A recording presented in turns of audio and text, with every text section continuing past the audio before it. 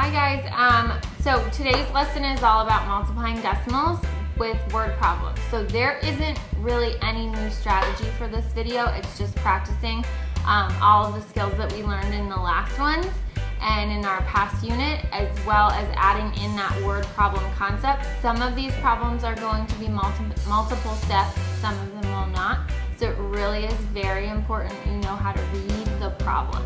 So the problem we're going to start with is pretty simple. We're going to start easy and go hard. This is a single step problem, but it says John lives 2 6/10 miles from school. Liz lives 1 8/10 times that distance. How far from school does Liz live?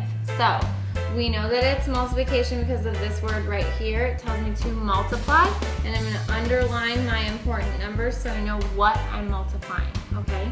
So I have 2 6/10 times 1 8/10, okay? So already I know that my answer is going to be to the hundredths place because a tenth times a tenth is 100, all right?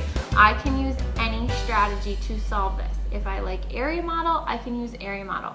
If I like standard algorithm, use standard algorithm. This is the point where you get to pick whichever strategy you are most comfortable with. So me personally, I'm going to use standard algorithm with my place value. So I'm going to set up 2 6/10. That's Babs. Get out of here. I'm going to set up 2 6/10 on the top and 1 8/10 on the bottom. I want these to be whole numbers because it's going to be easier for me to multiply them. So I'm going to multiply each of these by a power of 10. Okay, remember when we did that in our last video? So now I'm dealing with 26 because my decimal point moved one place value to the right times 18. Okay, so I'm going to solve it using standard algorithm, old school. If you don't like to do that, do area model. Break apart, draw your box, break apart your numbers. 20 plus 6, 10 plus 8, okay? Either strategy is absolutely correct. Please don't do both, just choose one. So I can come over here and think, all right, 8 times 6, I know 8 times 6 is 48. So I'm gonna drop my 8, carry my 4. 8 times 2 is 16. 16 plus 4 is 20. Then I'm going to come down for my placeholder, which is my 0, because I'm moving over to the tens place, okay? So 1 times 6 is 6. 1 times 2 is 2. And then I add it up. Okay? So now because I multiplied by 2 powers of 10, I have to think what's 10 times 10? 10 times 10 equals 100, so I have to divide 468 divided by 100 and move that decimal point over 2 places, and my answer would be 4 6/6800. Now if I did it with area model, I would come to the same answer. 10 times 20 is 200, 10 times 6 is 60, 8 times 20 is 160, 8 times 6 is 48. I should start seeing those similar numbers that I had in my standard algorithm. Then when I add them up, 200 plus 60, okay? I know that that is 260. Then I have 160 that I'm going to add to that, which is 420. And then I'm going to add that 48, and I will get 468, okay? Then I come over here and I do the same strategy. I'm going to divide it by 100 and move that decimal point over 2 places, okay? Either way I get the same answer. Only choose one strategy. I did 2, don't do 2, please. Alrighty guys, so this one is a little bit harder. We can already tell just by looking at it, it has a lot more words in it. But if we are able to kind of dissect the problem, we can attack it, okay? So a group of friends went to a fair. Jason spent $3.75. Maya spent 3 times as much as Jason, and Tia spent $5.25 more than Maya. How much did Tia spend? So I want to get rid of some information and I want to keep some information. So already when I read it, a group of friends went to a fair. Do I necessarily care where they went? No, because my end-all question is how much did Tia spend? So I can cross out a group of friends went to a fair. I don't need that part. Jason spent $3.75. Now because I need Jason's information to figure out Maya's, and I need Maya's to figure out Tia's, I do need that part, okay? So I'm gonna write down Jason, and I'm gonna write $3.75, okay?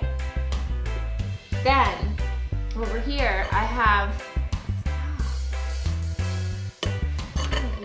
sorry guys, I'm gonna write down Maya's name because my next part of information is that Maya spent 3 times as much as Jason. So that means I'm gonna draw 3 boxes, okay? And that's gonna represent her total amount, okay? Then over here, I have Tia spent $5.25 more than Maya, okay? So I can basically, to figure out Tia's total, if I find out Maya's, all right, with my 3 boxes of Jason's, and then I'm gonna add $5.25 at the end, okay? This is a nice visual way to see it. I can see that Jason is $3.75. Maya is 3 times as much as Jason. So I can fill in $3.75, $3.75, $3.75. Or basically think $3.75 times 3, okay? Then down here, I can figure out, once I figure out Maya's total, I'm halfway to Tia's, okay? Once I figure out Maya's, all I have to do is add that $5.25 on to the end of it. So over here, I'm gonna figure out Maya's. If I have $3.75 times 3, okay? I'm gonna multiply it by 100 just so I can think of it as 375. 3 times 5 is 15, drop my 5, carry my 1. 3 times 7 is 21, plus another 1, which is 22. And then 3 times 3 is 9, plus 2 would be 11. Now because I multiplied it by 100, I'm gonna divide it by 100, okay? So I know that Maya's total is $11.25, okay? Now, I'm not done because I'm definitely worried about Tia. So Tia was that $11.25 plus my $5.25. So I know that Maya is my $3.75 3 times, okay, plus that $5.25. So if I take Maya's $11.25 and add $5.25, okay, that will give me Tia's total. So 5 plus 5 is 10, 2 plus 2 is 4, plus 1 is 5. Drop down my decimal, then I have 6, and then 1 plus nothing is 1. So just so I have a clear answer, okay, I'm not even worried about Maya's, I'm not worried about Jason. I need to know that Tia spent $16.50, okay? So it's a lot of work just for one answer, but it's all multiplying or adding, okay? Use your box method. If it has how many times greater, give a box for each times greater, okay? And then make sure if it says more than, you're adding, okay? So that's a tough one. The next one you're gonna do on your own.